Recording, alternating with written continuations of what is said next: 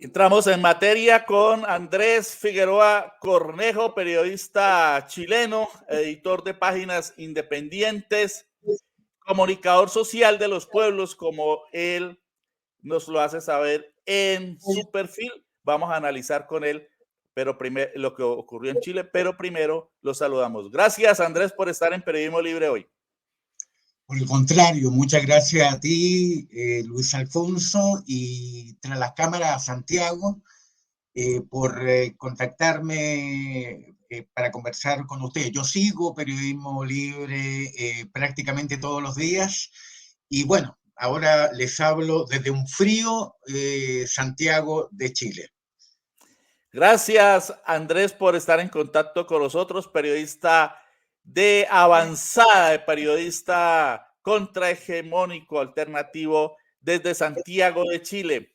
Hace 50 años se produjo el nefasto golpe, como decíamos en la introducción, de una junta militar que integraron Augusto Pinochet por el ejército, José Toribio Merino por la armada, Gustavo Lee por la Fuerza Aérea y César Mendoza de los carabineros. Fue un golpe nefasto, fue un golpe cruento, de una violencia inusitada. Bombardearon el Palacio Presidencial. El presidente Salvador Allende sacrificó su vida defendiendo el palacio con un puñado de hombres y mujeres leales. El presidente Allende había ganado las elecciones en 1970 con el 36,6% de la votación, 1.075.616 votos, a Alexandri, que era el candidato de la oligarquía, que sacó el 35,3%, 1.036.278 votos, y a Tommy, que sacó el 28,1%, 824.849 votos.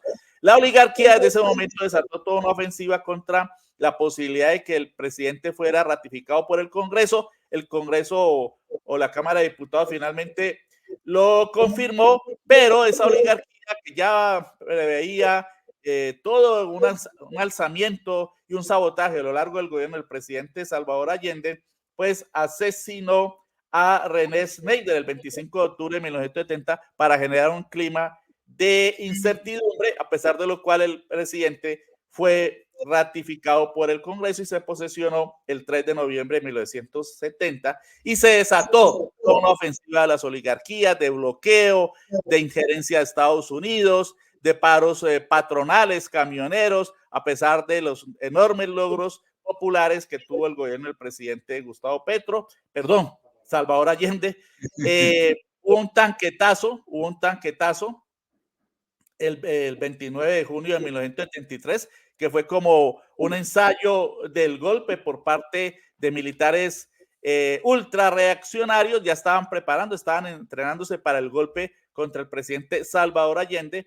Y mientras tanto, pues el señor Augusto Pinochet preparaba su tiranía y a través de una dictadura feroz, violadora de todos los derechos humanos, y agentes como el señor Manuel Contreras, un criminal de la peor clase que dirigió la DINA que después, ante su desprestigio, dio paso a otra entidad absolutamente desprestigiada como el CNI, que desarrolló pues toda una ofensiva de violación de los derechos humanos del pueblo chileno. De hecho, un apretado recorrido histórico, querido Andrés, sobre lo que ocurrió en tu querida patria en 1970 hasta 1973. Te pregunto, ¿cuáles son las lecciones que deja para el pueblo chileno este nefasto momento histórico que les correspondió vivir ese golpe fascista en tu país? Quiero felicitar tu excelente resumen histórico que acabas de realizar respecto de los distintos momentos que, al menos los más significativos, que sintetizan un poco lo ocurrido en aquellos años. Hay que pensar en todo caso que la Unidad Popular es un proyecto que viene desde los frentes populares en los años 30, 40, que fue una política que adoptaron los partidos de izquierda de masa, el Partido Comunista y el Partido Socialista en aquel entonces, y que cuajaron en un proceso de acumulación de fuerzas de décadas en lo que fue la Unidad Popular, que no fue sino un frente popular, pero con hegemonía de la izquierda, del Partido Socialista en particular y del Partido Comunista.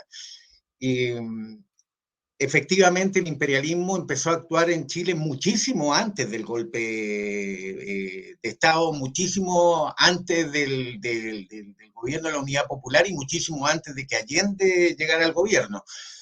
Fueron saboteados distintos momentos, distintas elecciones anteriores que tuvo Salvador Allende en distintas formaciones por las cuales postuló, de hecho fue la cuarta, ganó en la cuarta elección del año 1970, ganó por fin, ganó a una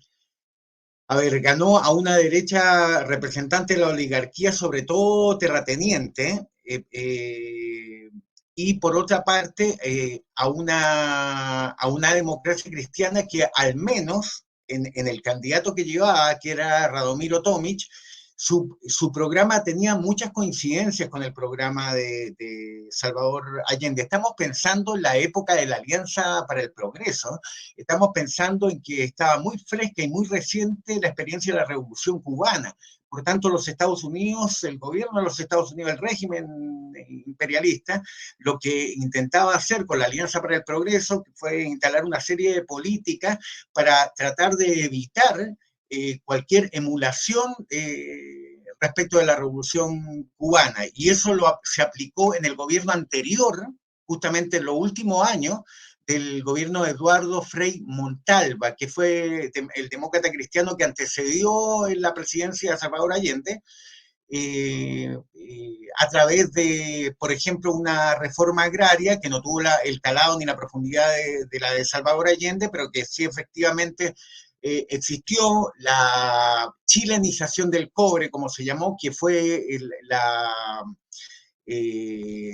toma de posesión del Estado de un 51% del cobre chileno, que en aquellos tiempos y en estos tiempos de muchas maneras es el sueldo de Chile, y el contexto internacional, estamos pensando en la guerra, estamos pensando en Vietnam, en los movimientos de liberación nacional africanos, estamos pensando en muchísimos movimientos que existen en la propia América Latina, forman parte de las relaciones de fuerza que también permitieron que llegara Allende al gobierno, al Ejecutivo, por una parte, y que por otra parte pudiera levantar reformas estructurales, tan estructurales como por ejemplo la nacionalización de la banca, no solo la nacionalización del cobre y las principales materias primas de la época, sino que la nacionalización de la banca, la nacionalización del comercio exterior, para poder promover la industrialización al interior de Chile. Es decir, estamos hablando de reformas revolucionarias para la época. Salvador Allende mismo calificaba a su gobierno como nacional, popular, revolucionario y antiimperialista, camino a construir las bases del socialismo. Nunca se definió como un gobierno socialista. Allende no engañó a nadie, no dijo este es un gobierno socialista, sino que es un gobierno nacional popular revolucionario que va construyendo las condiciones para la creación de una sociedad socialista, pero no se definió como un gobierno socialista. Lo que llama sí poderosamente la atención en todo el mundo es que digamos, un candidato, un político que se definía marxista abiertamente, que colaboró con el rescate, por ejemplo, de los sobrevivientes de la guerrilla del Che Guevara cuando fue presidente del Senado, Salvador Allende, en la frontera con Bolivia, en el norte de Chile. Eh, Estamos hablando de un presidente que era muy particular, de un político que era muy particular, más allá de todo lo que se plantee de él respecto de los ataques que reciba por derecha y por izquierda, digamos. Salvador Allende. Y el papel del imperialismo efectivamente fue más que significativo. Las lecciones de todos los partidos políticos, tanto de la Unidad Popular, las lecciones inmediatas, estoy hablando del pleno del Partido Socialista de marzo de 1974, el pleno del Partido Comunista del 77, la dirección del MIR, del MAPU, de los partidos que estaban dentro y fuera de la Unidad Popular, pero que hacían parte del proceso calificado como pre-revolucionario, que fue el proceso de lucha de clases más álgido que ha notificado la historia de Chile. Eh, Todos están de acuerdo en que lo que faltó fue una política, lo que faltó fue nada más y nada menos que una política de defensa integral, material y política del gobierno de la Unidad Popular. Estamos viendo allí, Andrés, algunas imágenes de libros que estuvimos repasando a propósito de la preparación de esta entrevista, de esta emisión, que también la hacemos en solidaridad con el pueblo chileno. No solamente es una emisión en relación con un acontecimiento histórico, sino también de solidaridad, porque nosotros entendemos la solidaridad entre los pueblos como uno de los principios fundamentales. Nosotros creemos en el internacionalismo proletario, creemos en el internacionalismo de todos los pueblos, porque la lucha de los pueblos es una en todo el mundo. Y este es un libro que se produjo, que se editó en Cuba. Aquí tenemos las imágenes de la extraordinaria movilización de solidaridad que hubo en La Habana en octubre del año 1973. Allí intervino una de las hijas del presidente Salvador Allende y el presidente de Cuba en ese momento, Fidel Castro, hizo pues toda un análisis de lo que estaba ocurriendo en este país.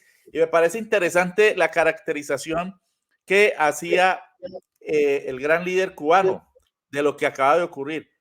Pero la junta militar no solo es fascista por sus ideas, lo es también por sus actos. Y los cables nos han traído noticias de fusilamientos masivos de obreros, de bombardeos a universidades, de quemas de libros, de campos de concentración, de atroces actos de terrorismo contra las masas y contra el pueblo. Nos traen noticias de la ilegalización de los partidos políticos, de la disolución de las organizaciones obreras y nos traen noticias de vejámenes, de crímenes de todo tipo. Los fascistas no solo asesinan y matan, sino que en los registros de las comunas y de las universidades y de las casas y de los revolucionarios saquean rápidamente, se roban cuanto objeto encuentran a su paso, se comportan como verdaderos bandidos sedientos de sangre y de dinero.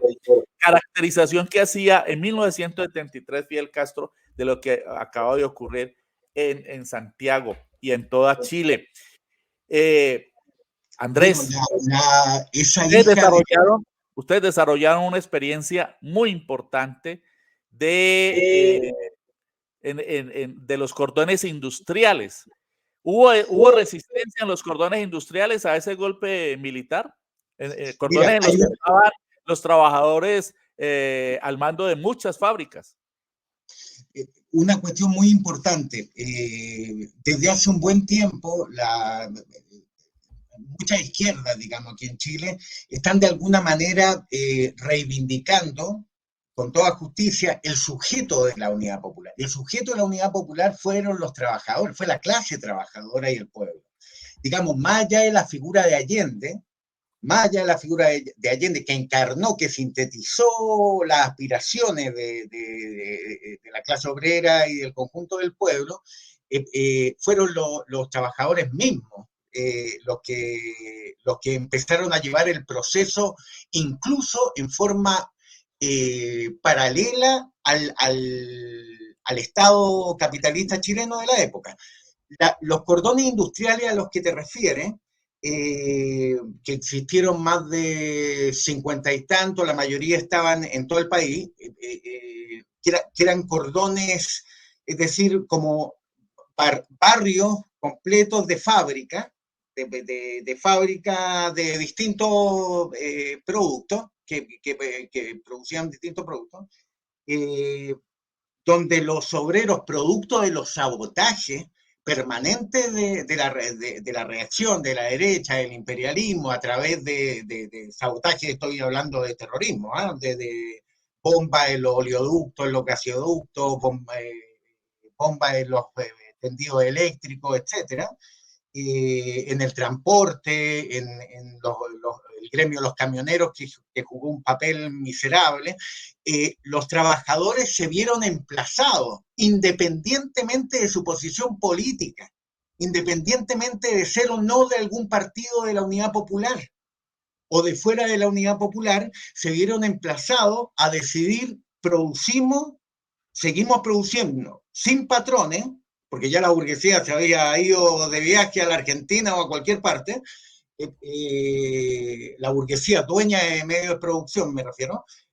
Entonces, fueron los propios trabajadores, muchas veces en fábrica intervenía por el sector llamado de la propiedad social por parte del gobierno, donde se pone un interventor que de alguna manera administra, supervisa una fábrica que está bajo control de los propios obreros.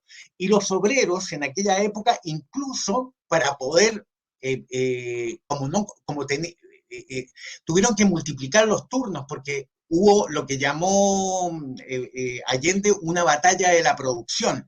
Como existía ya prácticamente un bloqueo de Estados Unidos, al igual que muy parecido al bloqueo que tuvo Cuba, y que tiene Cuba hasta el momento, entonces necesitábamos, teníamos cómo se satisfacía el mercado interno, las necesidades básicas del mercado interno, si no era con la producción propia.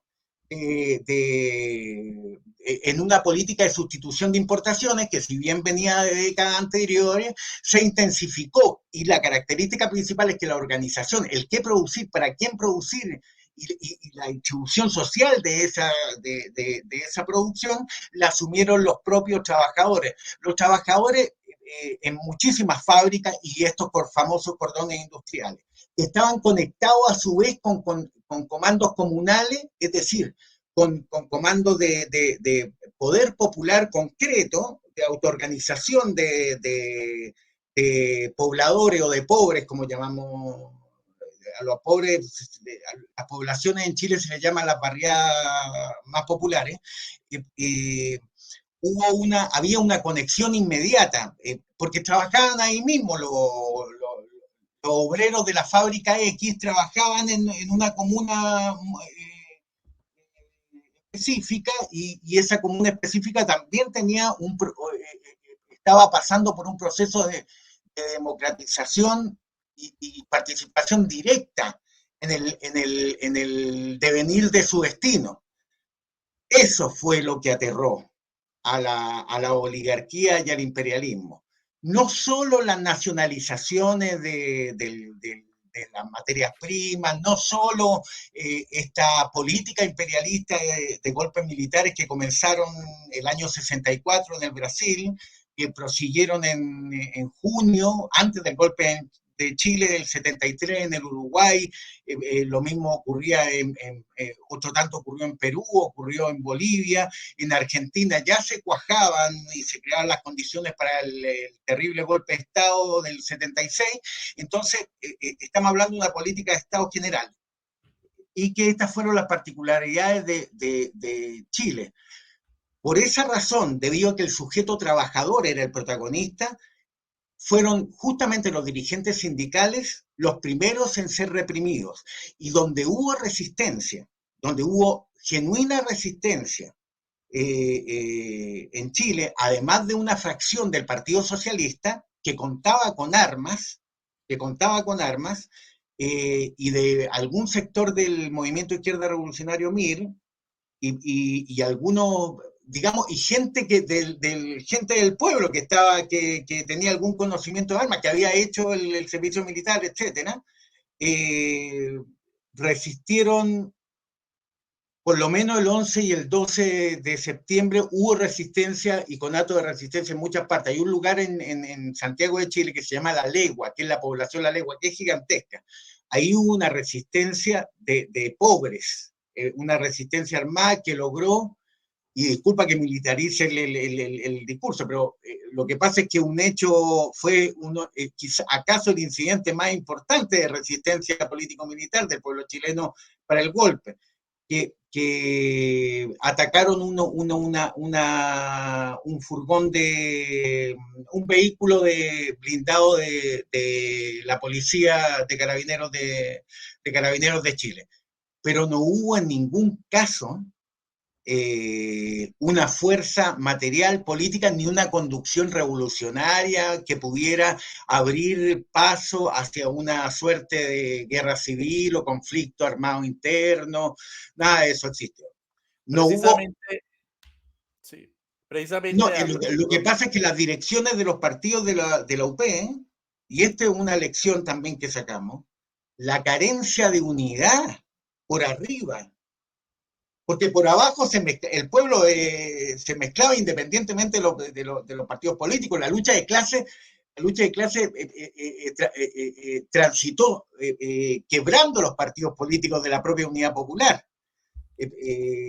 Entonces, si tú lees los diagnósticos anteriores y posteriores al golpe de Estado, los inmediatos, de los partidos políticos de la Unidad Popular, a veces, y esto me da mucha pena decirlo, a veces pareciera que estuvieran viviendo en países distintos, que hubieran vivido procesos distintos, porque eran partidos como endogámicos, como aparatos que se miraban a sí mismos y tenían lecturas que no lograban combinarse y eso que era, bueno, por eso se tuvo que llamar la Unidad Popular. Unidad Popular porque era lo que faltaba, unidad. Y esas son las lecciones que precisamente a 50 años de ese fatal y nefasto golpe fascista, pues hay que estudiar.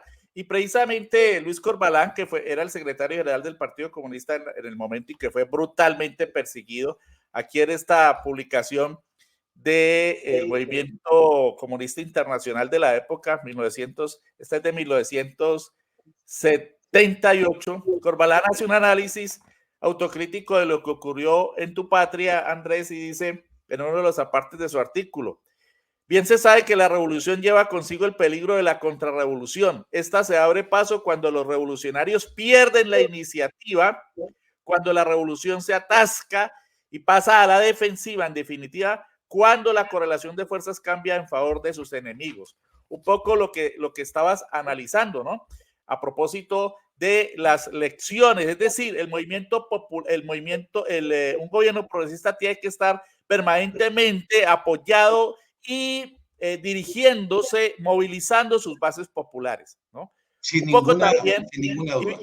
Y haremos paralelos ahora con lo que está ocurriendo 50 años después en América Latina, específicamente en Chile y en Colombia. Y luego de ese golpe, de esa resistencia que de todas maneras dio el pueblo chileno y que fue brutalmente aplastada a partir también de esas circunstancias que has analizado muy bien, pues la ultraderecha fascista desató toda una ofensiva, no solamente en Chile, sino también en el exterior. Recordemos que la mano siniestra de la DINA, que era la policía secreta de Pinochet, en manos del nefasto Manuel Contreras, pues asesinó a generales en el exterior, ¿no? A Carlos Prats en Argentina. Como el el general en Argentina y el general Prats en Washington. Digamos, el general Prat en Argentina y el canciller chileno, digamos, el ex canciller ya, porque había sido el golpe, el ex canciller de la UP, Orlando Letelier, que fue asesinado en Washington. Fue asesinado junto a su secretaria de un bombazo que le pusieron en el auto a metros de la Casa Blanca. Como también asesinaron en Roma, en el centro de Roma, en Italia, a Bernardo Leighton, un demócrata cristiano que estaba en una posición progresista, digamos, de los pocos líderes demócratas cristianos que asumieron una posición progresista y no golpista, como fue la línea oficial de la democracia cristiana. Y por otra parte, bueno, Carlos Prat, que era el terror de Pinochet, porque Carlos Prat, como fue el ex comandante en jefe del ejército, tenía una ascendencia sobre las tropas, sobre partes de la oficialidad. Entonces, digamos, la Junta Militar y Pinochet en particular se concentraron en aquellos que podían constituirse el liderazgo de la resistencia contra la dictadura. Y simplemente lo asesinaron coludido en lo que fue la espantosa Operación Cóndor, que fue la confluencia de las policías políticas contra insurgentes, de las doctrinas de seguridad nacional que tuvieron su cuna en Brasil, pero donde se reunieron todas las de Sudamérica, digamos, toda esta DINA de la cual tú hablas es la Dirección de Inteligencia Nacional. La CNI, que es la misma DINA, pero que tuvo que cambiar de nombre porque cometieron tantas atrocidades que la presión internacional hizo que cambiaran de nombre. Tuvieron que hacer desaparecer la DINA formalmente e inventar la CNI, que fue la Central Nacional de Informaciones, y dirigida por este criminal del Mamo Contreras, pero otros también. Y una cosa importante que no se puede ir nunca, el papel de los civiles, de civiles en la dictadura, fue tal el papel de los civiles en la dictadura que llega la Junta Militar y no tiene programa de gobierno, dan el golpe nomás, dan el golpe, devuelven a su antiguo, entre comillas, dueño, los latifundios, lo que se había hecho con la reforma, con las distintas reformas, pero no tenían un programa ni un proyecto político-económico. Proyecto político-económico que ya estaba larvándose en los años 50 en las escuelas de Economía y Derecho de la Universidad Católica de Chile. Es decir, estamos hablando de la jerarquía católica en Chile, con contactos directos e intercambio universitario de estudiantes que estudiaban economía y que estudiaban especialmente economía con la escuela de Chicago, de los famosos Chicago Boys, de Milton Friedman, que vienen de la escuela austríaca, ultraliberal, obviamente, y Hayek, el famoso anticomunista neoliberal, que eran escuelas marginales de la economía en la época, pero que encontraron en Chile en una dictadura, encontraron el mejor lugar, el lugar más apropiado, porque no iba a haber resistencia popular para aplicar un programa liberal, ultraliberal, que significó que lo que llamamos hoy día neoliberalismo, Chile fue el laboratorio del neoliberalismo a nivel mundial, se aplicaron políticas que ni siquiera la Thatcher ni Reagan se atrevieron a aplicar en sus propios países, donde se privatizó todo hasta el día de hoy. Todo está privatizado en Chile.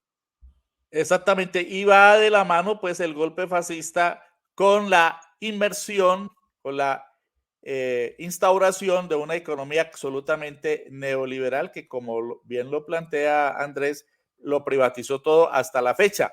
Y bueno, se desarrollan debido al desgaste de una dictadura feroz, violadora de los derechos humanos, que hasta el general Lee después cuestionaba a Pinochet, ¿no? Porque lo veían como un orangután y lo veían como el peor de los déspotas. Y finalmente Lee sale de la junta y continúa la tiranía de Pinochet. Posteriormente viene todo el proceso de desmonte de la dictadura, viene un plebiscito, el famoso plebiscito del no, y posteriormente la concertación. Vamos a grandes rasgos, porque esta historia de Chile es apasionante y aleccionadora para todo el continente. Y luego desembocamos en el 2019, cuando la juventud, seguramente los nietos de los grandes luchadores, algunos hijos, pero principalmente los nietos, los jóvenes, las muchachas, los muchachos chilenos, se levantaban en el estallido social de 2019. ¿Podemos hacer algún paralelo, alguna correspondencia entre ese levantamiento popular de 2019 y las lecciones de Chile, Andrés?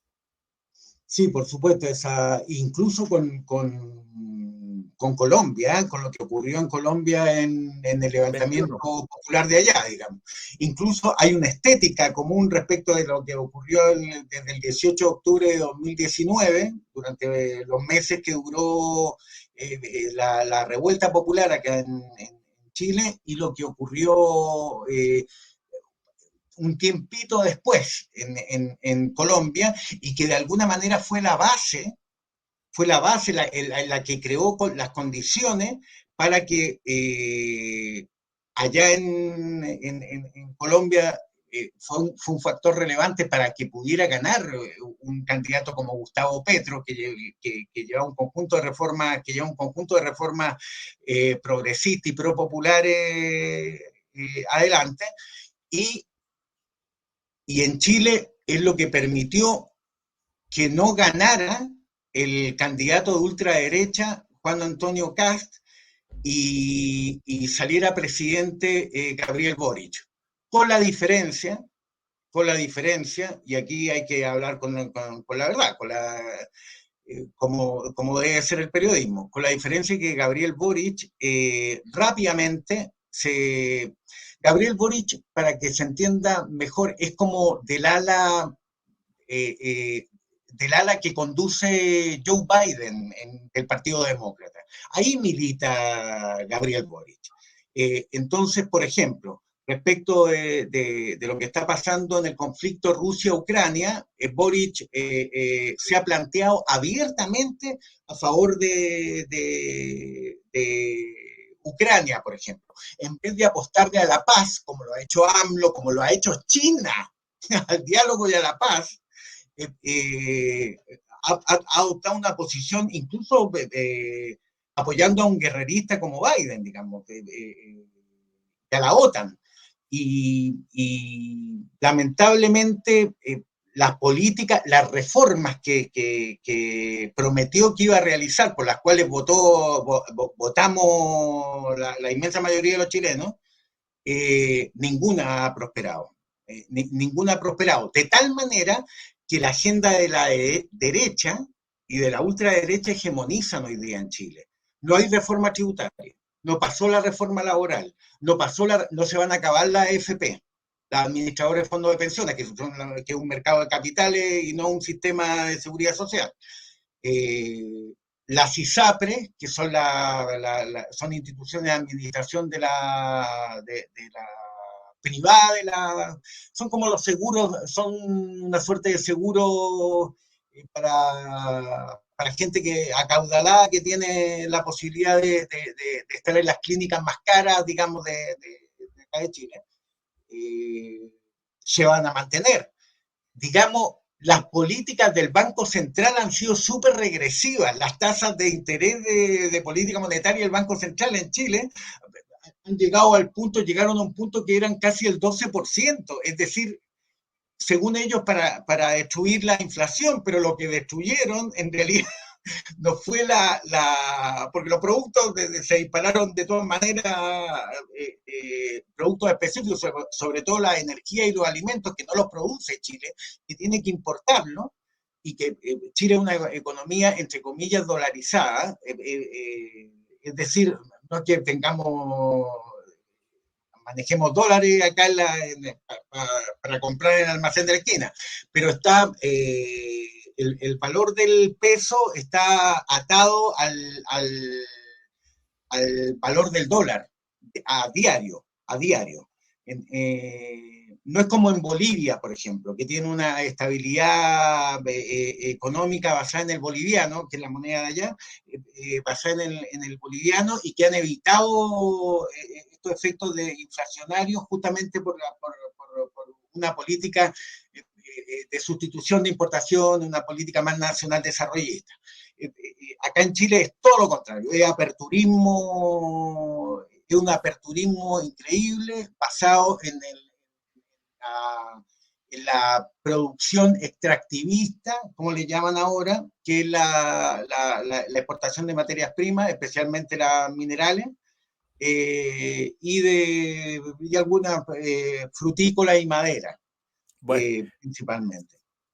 después de 50 años, entonces la radiografía de Chile que nos traza Andrés es realmente lamentable y preocupante, porque al parecer pues sigue existiendo, al parecer no, sigue existiendo todo lo que montó la dictadura en materia económica. A propósito de eso, recomiendo este libro de la maestra Mónica Echeverría Yáñez, madre de grandes luchadores Sí. sociales, de una gran documentalista como su hija Carmen, y de otros luchadores. Este libro destapa el papel de muchos conversos, lo que ella denomina los conversos, y el título es genial, Háganme callar, dirigido a los conversos, a los que traicionaron la causa popular, incluso algunos que estuvieron en la Unidad Popular. Para finalizar, Andrés, y agradeciendo tu amable presencia en Periodismo Libre en vivo hoy, ¿qué perspectivas ve a la reunión que se va a hacer el próximo lunes en la que estará el presidente Gustavo Petro en Santiago de Chile proponiéndole a Boric crear una gran unidad del progresismo por cambios profundos en América Latina? Creo a pie juntilla en la buena fe del presidente Gustavo Petro. Todo lo contrario respecto de lo que creemos acá en Chile, después de, ya llevamos 2 años de gobierno de Gabriel Boric, pueda sentir con la cabeza, puede abrazarse con el presidente Gustavo Petro, pero es muy difícil que acceda, digamos, porque él ya no gobierna, en realidad. Gobierna la derecha y la ultraderecha aquí. Entonces, que acceda, y el imperialismo directamente. Entonces, que acceda de manera concreta, de manera con convicción, a crear un polo progresista en América Latina. Escucharemos a Gustavo Petro con mucho gusto, por supuesto, y haremos las comparaciones también acá. Y haremos las comparaciones porque sería muy interesante que los chilenos de a pie escucharan a un presidente progresista de los de verdad, para que pudieran hacer una comparación. Así es, Andrés. Muchas gracias por habernos acompañado en el día de hoy, por ayudarnos en este análisis desde tu óptica tan documentada y tan interesante y otra visión de lo que está ocurriendo, de los hechos históricos y de lo que está ocurriendo a propósito de tanto negacionismo que está circulando hoy por América Latina, con el fascismo también a la ofensiva, aunque el campo alternativo también está a la ofensiva y se requiere recoger esas lecciones, como lo que planteaba Corbalán, de no perder la ofensiva, de no quedarse en la defensiva y pasar a ir adelante en la búsqueda de que los logros se mantengan y se profundicen. Gracias, Andrés. Muchas gracias a ti, Luis Alfonso, y a Santiago, que está detrás de la cámara.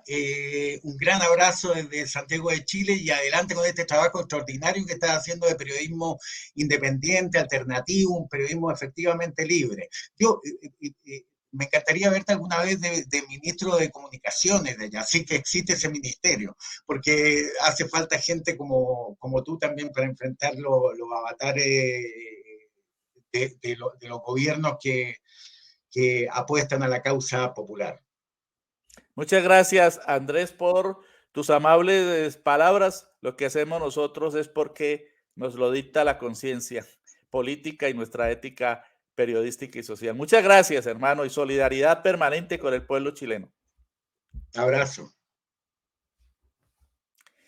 Bueno, nuestro querido amigo periodista Andrés Figueroa Cornejo desde Chile con este interesante análisis a 50 años del golpe fascista y de las lecciones que deja y de las luchas populares de hoy.